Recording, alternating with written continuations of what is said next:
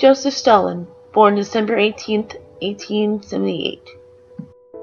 The Soviet Union was founded with Vladimir Lenin in power. In 1924, after Lenin died, Stalin rose to power as a new dictator for the Soviet Union. Joseph Stalin's relationship with religion was complex.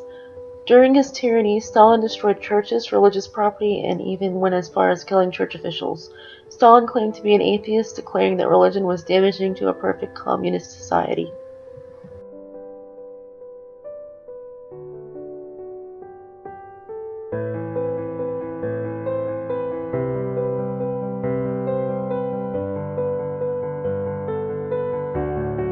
Stalin was deadlier than Hitler, having more than 1 million of his own citizens executed. Stalin's death in March of 1953 was a devastating time for Soviet Russia. His death marked the end of an era. However, there were civilians who were affected by Stalin's tyranny long after his death.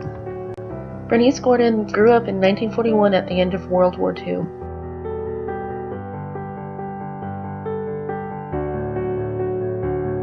My father was a Russian Jew. He came here just prior to World War II and his entire family was executed by Stalin. He was devastated when his family was killed. It was sort of a depression he had to endure for his whole life, and that was pretty devastating. My mother was very sensitive. I had a pretty little working class childhood. I grew up in a neighborhood that consisted of Jews. I lived in an apartment. My father worked hard and my mother was not allowed to work. My parents were of mixed religion.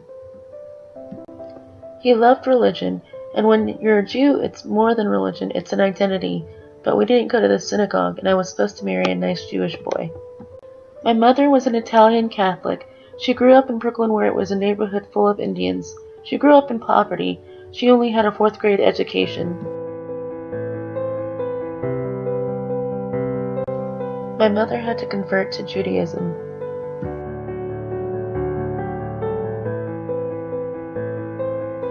So much depended on not giving your neighbors anything to gossip about.